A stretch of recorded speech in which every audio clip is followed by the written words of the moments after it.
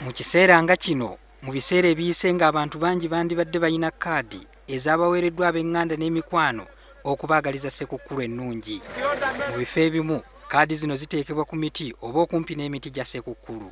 Kyokka enkyukakyuka mu tekinologiya egenze ekyusa enno n'eno. Obubaka obusindikibwa ku mikutu gya social media bugenze budibya kaadi zino.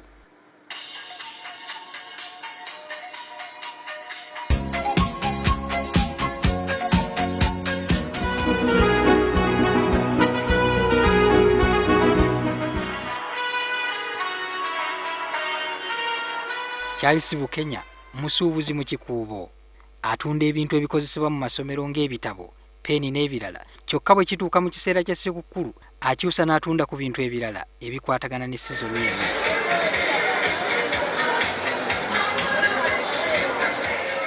Bwe twatuukidde mu dduuka lye nga ddala waliwo ebintu bingi ebya Ssekukkulu kw'okuba amaaso naye nga kaadi tezirabika mangu nga bwe wandisuubidde.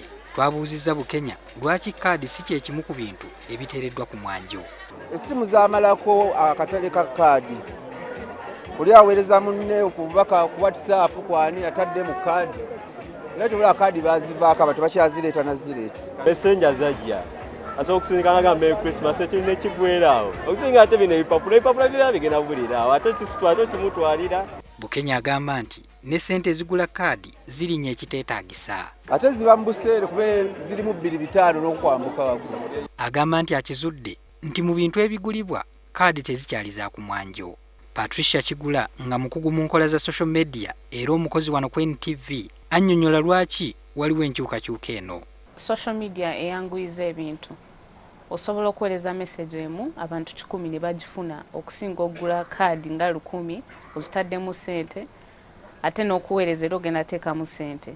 Kyokka kimanyiddwa nti obubaka obuweerezebwa ku social media bubeera buzibu kukuuma singa ekintu kwe buba buteereddwa ng'essimu oba kompyuta kibbibwa oba okufuna obuzibu bwonna ekitali ku kaadi.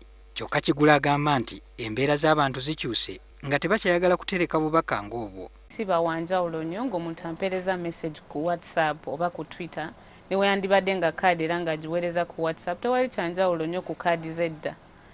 Era nze nandyagadde n'embeera ne famire yange ne mikwano gyange. Oba oli awo tekinologiya gy'agenda yeeyongera ebintu bingi byakukyuka naddala engeri Christmas gy'ekuzibwamu.